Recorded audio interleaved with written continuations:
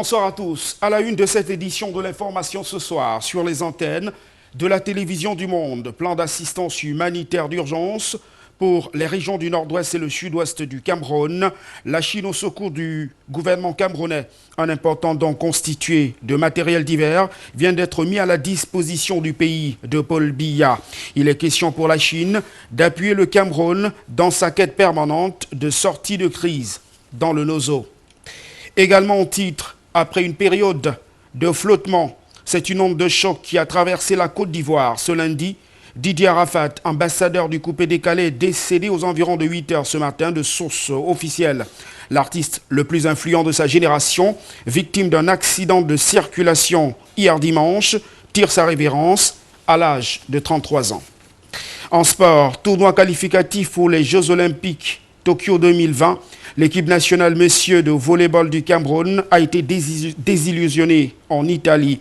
En troisième sortie, les Lions du volleyball ont enregistré une nouvelle défaite, synonyme de disqualification.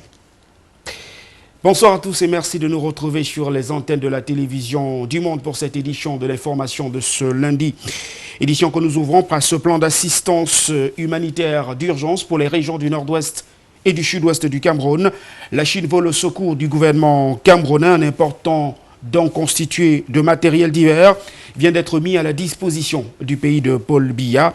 Il est question pour l'Empire du Milieu d'assister le Cameroun dans sa quête permanente de sortie de crise dans les régions du nord-ouest et du sud-ouest du Cameroun. Frédéric Moutamé, Étienne Monté.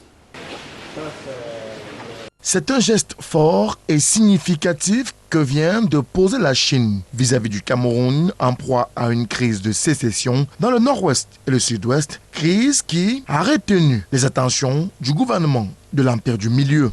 La Chine, malgré très éloignée géographiquement du Cameroun, mais la Chine se sent aussi très proche de ce pays. Nous attachons une grande importance à notre coopération.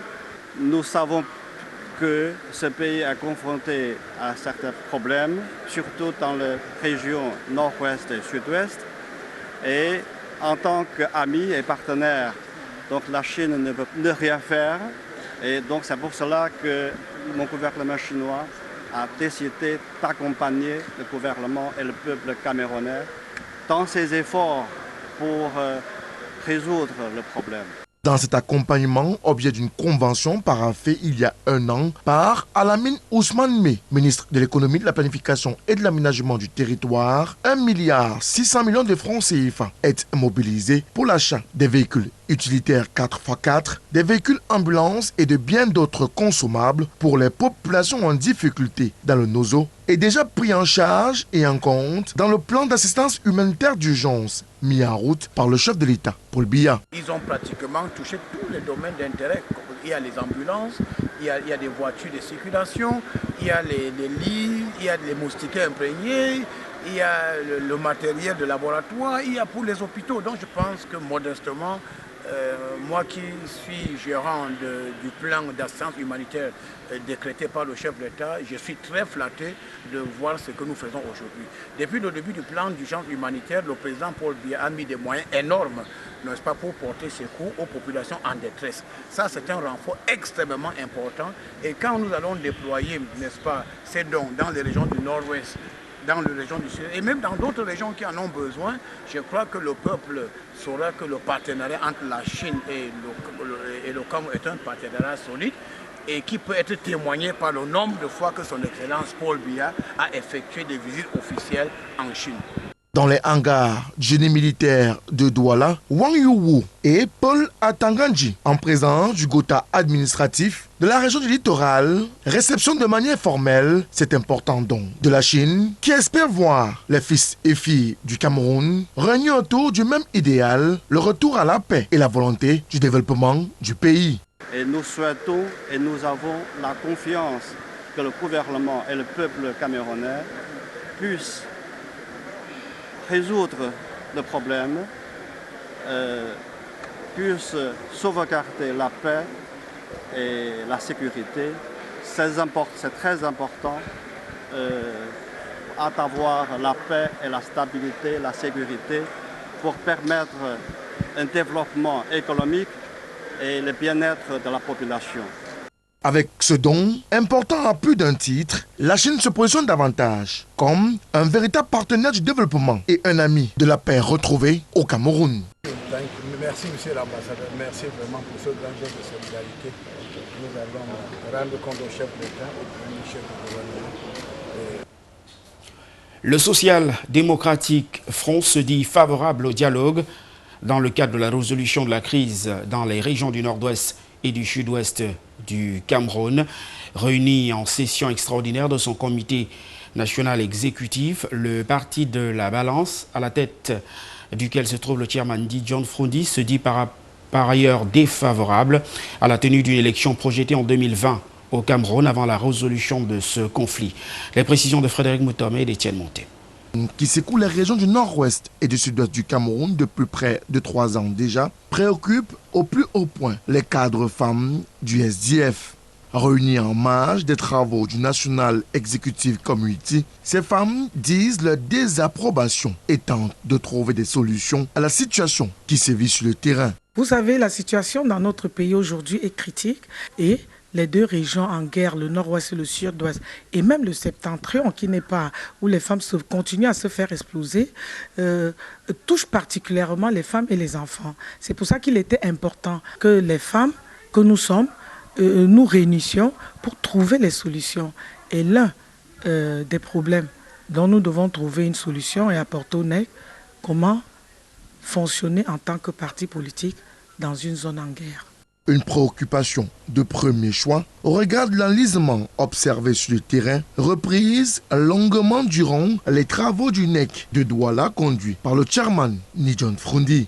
Cette crise anglophone qui est devenue une guerre civile et nous sommes très préoccupés par cette situation-là et donc on a passé le plus clair de notre énergie, de notre temps lors de cette réunion à débattre là-dessus et à prendre des résolutions là-dessus. Pour le Social Democratic Front, principal parti politique de l'opposition au Cameroun, le gouvernement est dans un faux fuyant avec l'option militaire qui n'est pas la plus appropriée dans cette crise dans le Nozo. D'ailleurs, Frundi et les siens prennent la communauté internationale à témoin. Il y a un problème de fond, il y a un contentieux historique, il y a un problème de violence et ces problèmes-là doivent être affrontés par le régime et ils doivent cesser ce faux fuyant en essayant d'envoyer des jeunes militaires devant aller se faire tuer au front, mais plutôt de trouver des solutions politiques à cette crise, d'avoir le courage de déclarer un cessez-le-feu unilatéral pour que déjà les armes cessent de crépir et puis ensuite que les enfants puissent rentrer à l'école. Ça fait 3 ans que les enfants ne vont pas à l'école. Nous nous insurgeons contre cela. Nous sommes, je dirais, même stupéfaits que le gouvernement camerounais ne pense pas que c'est un problème majeur. Parce que face à cette situation trouble qui continue de mettre en mal le vivre ensemble et le vécu des populations, le SDF appelle le gouvernement à trouver des solutions urgentes, parmi lesquelles la mise en place d'un dialogue inclusif national. Si les élections sont organisées en temps de guerre, il est évident que M. Biya voudra donner raison aux sécessionnistes et il nous trouvera sur son chemin et nous ferons tout pour que dans ce pays qui nous est cher, qu'on comprenne qu'on ne peut pas continuer à diriger un pays quand une partie du pays est en guerre, continuer à diriger ce pays comme si de rien n'était. Si on organise les élections aujourd'hui dans le nord-ouest et le sud-ouest, ça veut tout simplement dire qu'on envoie les gens à la mort et nous avons une responsabilité politique pour faire en sorte que cela n'arrive pas. Non à l'inertie, place désormais à l'action du terrain, tel est le vœu du chairman John Frundi et des cadres du Social Democratic Front qui demandent aussi le retour au fédéralisme qui serait la réponse idoine et adaptée à la crise dans le nord-ouest et le sud-ouest du Cameroun.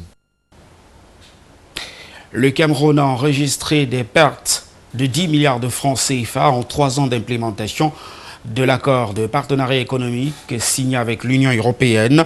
Selon la Direction générale des douanes, ces pertes sont dues au premier chef à une augmentation de 25 à 50% du niveau de démantèlement tarifaire sur les produits du premier groupe, essentiellement de consommation pour les ménages. Adrienne Bodem nous en dit davantage.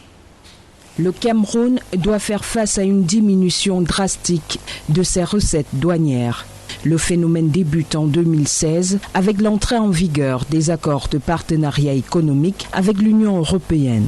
En 3 années, la douane camerounaise estime ses pertes à 10,6 milliards de francs CFA. La Direction générale des douanes impute cette régression à l'augmentation de 25 à 50% du niveau de démantèlement tarifaire sur les produits de premier gros, essentiellement de consommation pour les ménages. Une spirale de pertes qui va s'accentuer avec le démantèlement tarifaire également appliqué sur les produits du deuxième groupe importés des pays de l'Union européenne. Équipements, machines, outils destinés aux unités de production locales sont depuis plusieurs mois réduits de 15%. Le coup de grâce va venir avec l'exonération totale des produits pharmaceutiques, des engrais, des ordinateurs, des véhicules et bien d'autres. Des démantèlements tarifaires qui vont être encore appliqués au cours des 15 prochaines années. Il prévoit en effet une exonération des droits de douane de 15 à 75% sur des produits originaires de l'Union européenne. Objectif à terme, créer une zone de libre-échange entre le Cameroun et l'Union européenne. Seulement, les pertes aujourd'hui enregistrées par la douane camerounaise finissent par donner raison aux observateurs avertis qui étaient contre ces accords. On se souvient que jusqu'en 2014, au moment où le Cameroun signe ces accords en solitaire, il était question des accords sous-régionaux plus équilibrés, plus justes. Le pays n'est pas au bout de ses peines. Selon l'actuel directeur général des douanes, Fongot Edwin Nouvaga, les pertes devraient être de 830 milliards de francs CFA en 2023 et de 1907 milliards de francs CFA en 2030. Le délégué régional des transports pour le littoral a effectué une descente dans la ville de Nkonsamba, une visite de travail qui avait surtout pour objectif d'évaluer les conditions de vie des différents chauffeurs des agences installées dans le chef-lieu du département du Mungo. Praxet de Toulouse nous en dit davantage.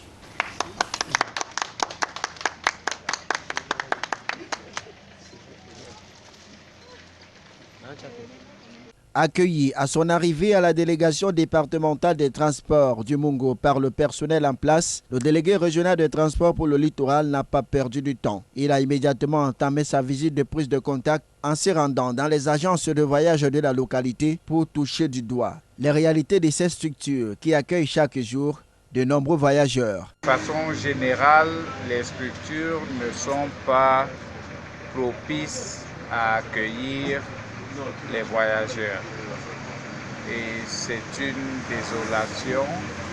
Face à cette situation déplorable, ce dernier entend prendre des mesures qui s'imposent pour que ces agences puissent améliorer leur cadre d'accueil. Je vais prendre toutes les dispositions pour que le délégué départemental veille à ce que les mesures les moindres soient appliquées dans toutes les agences de voyage à partir d'un délai très proche.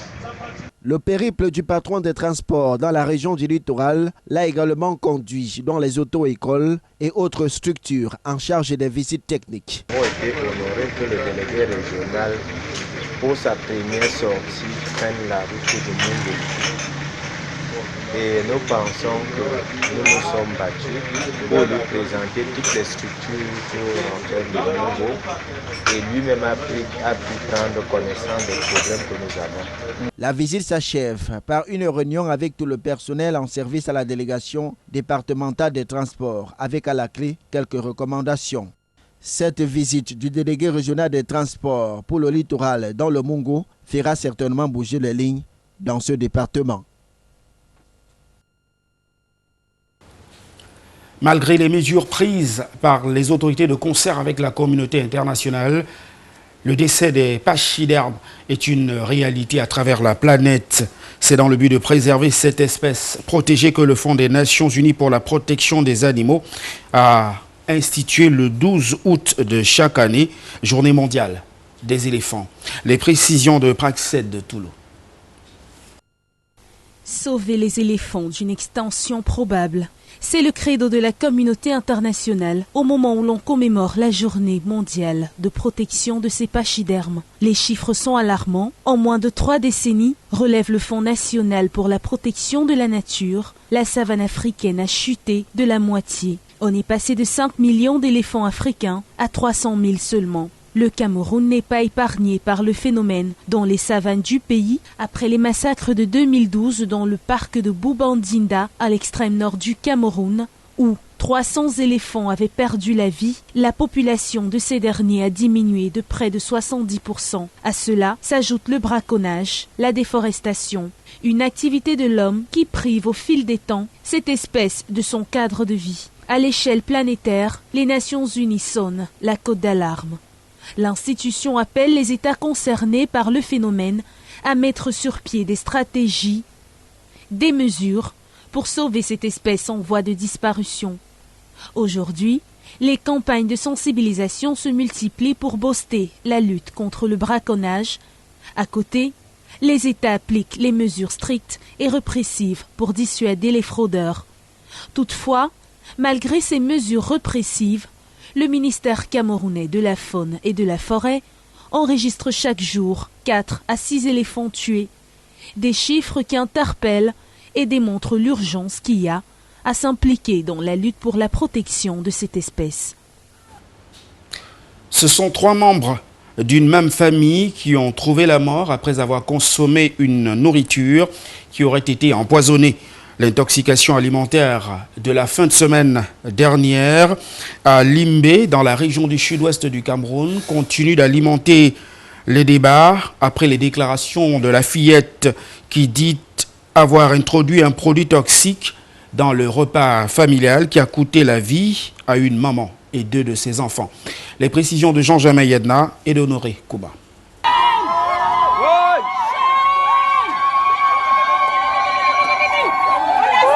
C'est devant une foule immense, surexcitée, que cette petite fille de 12 ans, qui aurait avoué avoir mis un produit toxique dans le repas qui a coûté la vie à 3 membres d'une même famille, et sa maman, celle qui leur aurait donné instruction d'introduire le poison dans le dit repas, ont été interpellés ce dimanche, 11 août 2019, à Limbé, dans la région du sud-ouest.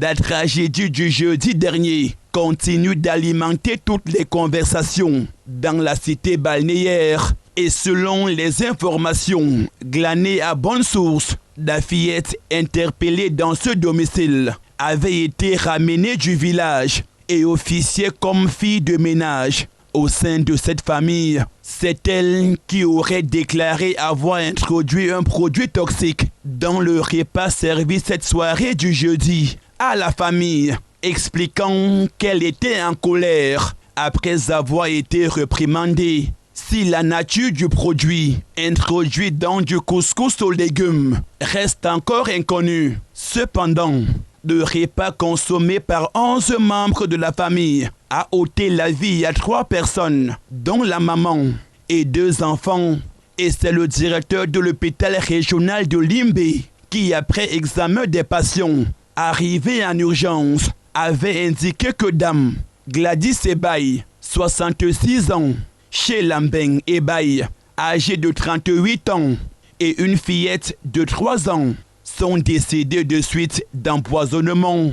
Les 9 autres membres de cette famille, actuellement sous soins intensifs à l'hôpital régional de Limbé, seraient hors du danger, selon les responsables de cette formation sanitaire. La fillette de 12 ans et sa génitrice, présumée auteur de cette intoxication alimentaire, devront répondre de leurs actes dans le cadre d'une enquête ouverte. Une histoire au Cambolex qui n'a pas laissé indifférent le chairman du Social Democratic Front, ni John Frondi, et le vice-président du SDF, Joshua aussi, qui sont allés apporter du réconfort aux membres de cette famille durement éprouvée ce lundi 12 août 2019 à Limbé, dans la région du sud-ouest Cameroun.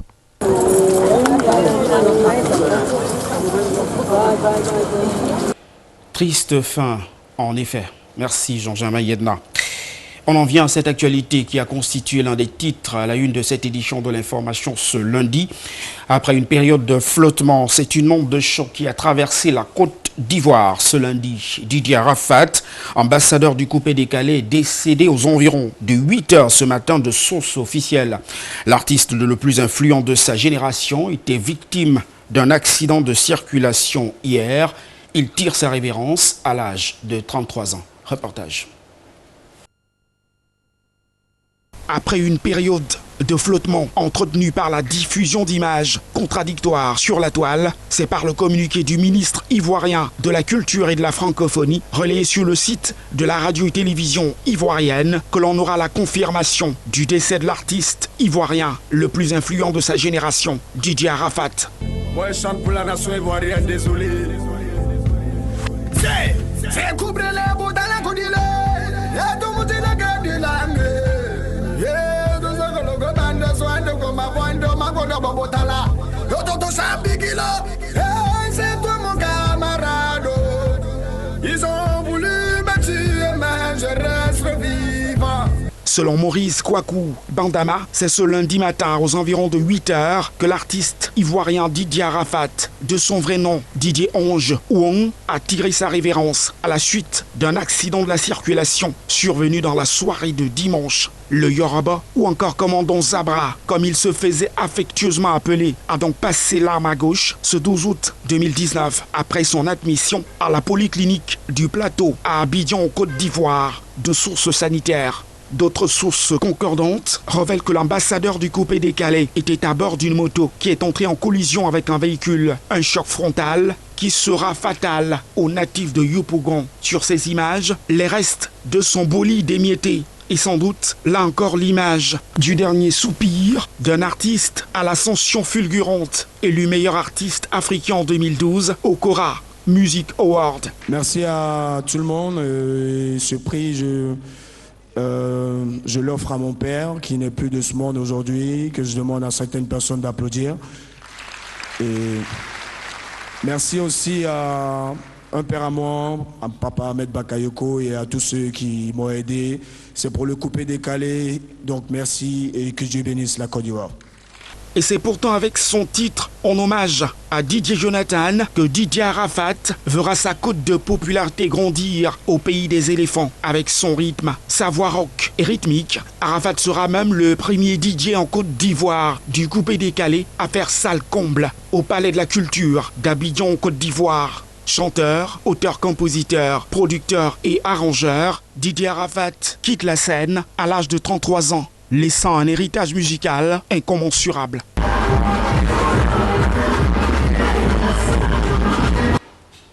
Au Portugal, la gendarmerie a escorté ce lundi les premiers convois de camions-citernes pour ravitailler des centaines de stations-service déjà asséchées depuis l'annonce d'une grève illimitée dans le pays. Les précisions de nos confrères d'Euronews. Des camions-citernes sous protection policière. Au Portugal, les transporteurs de carburant ont entamé une grève illimitée ce lundi. Dans ce centre de distribution près de Lisbonne, le soleil n'est pas encore levé et déjà les premiers convois partent assurer le service minimum imposé par le gouvernement. Sur le bord de la route, les syndicats laissent circuler. Mais certains accusent les compagnies pétrolières d'avoir fait pression sur les chauffeurs pour briser le piquet de grève. Les autorités veulent éviter la pagaille des précédents blocages au mois d'avril. Cette fois, les transporteurs sont obligés de fournir au moins 50% de leur cargaison habituelle. Et si le service minimum n'est pas assuré, l'État a évoqué l'idée de réquisitionner les conducteurs. Nous avons donné des instructions très claires aux forces de sécurité. Tout manquement au service minimum aura des conséquences. Lundi, à la mi-journée, près de 15% des 3000 stations-service du pays étaient totalement à sec et presque autant manquaient d'au moins un type de carburant, selon un site internet d'usagers. Les Portugais, mais aussi de très nombreux touristes ont anticipé les pénuries et les ventes de carburant ont doublé ces derniers jours. Car depuis aujourd'hui et jusqu'au 21 août, l'état d'urgence énergétique est entré en vigueur. Les rationnements ont commencé. Par exemple, chaque voiture a le droit de repartir avec 25 litres maximum, 100 litres si c'est un poids lourd. Contrairement à l'appel lancé ce matin par Pardal Henriquez, le vice-président du syndicat des transports de produits dangereux, de nombreux chauffeurs ont choisi d'assurer le service minimum ici à la raffinerie de l'Essa des Palmeiras, près de Porto. Le syndicaliste a depuis retiré ses propos. Il avait aussi accusé les transporteurs d'avoir soudoyé des chauffeurs. Filipa Soares, em Matosinhos, para a Euronews. On en vient maintenant à l'actualité sportive de cette édition de l'information ce soir. Tournoi qualificatif pour les Jeux Olympiques Tokyo 2020. Les Lions du volleyball ont été désillusionnés. C'était à Bari en Italie. Leur dernière rencontre s'est soldée par une nouvelle défaite. Les précisions de Zobel Apollinaire Bon. 3 sorties pour autant de défaites, la participation du Cameroun au tournoi de Bari en Italie n'a pas été honorable. Le Cameroun enregistre sa première défaite de la compétition face au pays hôte, l'Italie, 0-7 contre 3. Les Lions du volleyball s'inclinent lors de leur deuxième sortie face à la Serbie sur le même score de 0-7 contre 3. L'Australie éteint définitivement les espoirs camerounais en remportant elle aussi le 3e match de la compétition. La messe dite, le groupe de Blaise Bayam termine la compétition à genoux avec 0 points, à l'image des dames qui avaient elles aussi réalisé le même parcours au Brésil lors de ce tournoi qualificatif pour les Jeux Olympiques. Mais au regard de ce qui avait précédé leur départ pour l'Italie et l'affaire des revalorisations des primes qui avait fait naître un climat de tension au sein du groupe, la performance réalisée à Bari semble ne pas être une surprise pour personne. Les Jeux africains du Maroc sont les prochains challenges à affronter et les équipes nationales, dames et messieurs, du Cameroun devront bel et bien défendre leur statut de championne et de vice-champion d'Afrique à ce rendez-vous. Toujours en sport, la Panthère sportive d'Undé prépare la prochaine saison sportive. Les balises de cette nouvelle saison ont été jetées au cours d'un congrès extraordinaire du club tenu le week-end dernier en présence du préfet du département d'Undé, Zobel Apollinaire Bon, Carlos Akumtata.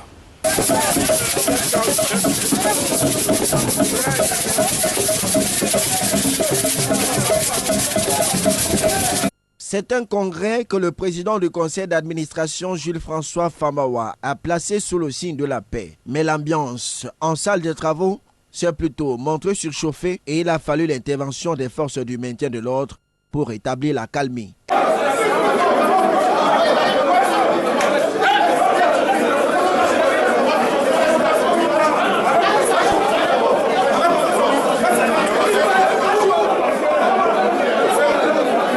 Mais dans l'ensemble, les travaux se sont finalement déroulés dans une ambiance bon enfant et l'essentiel a été fait. Vous avez accepté les statuts.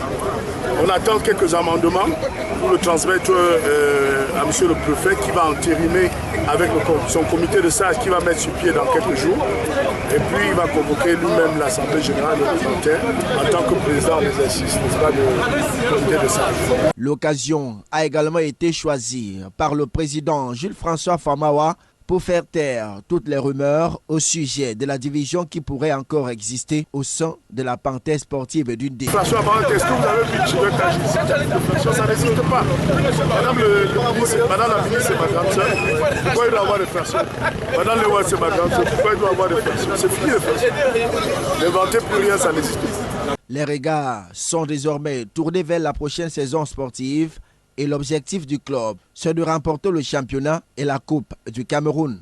La mobilisation est d'ores et déjà générale et l'une des doléances formulées à l'endroit du préfet du département d'Undé par le PCA Jules-François Famawa, c'est de voir le club livrer ses rencontres à domicile, ce qui nécessite donc une accélération des travaux des stades abandonnés depuis des lustres. Nous réjouissons de ce que cette équipe suscite tant d'engouement.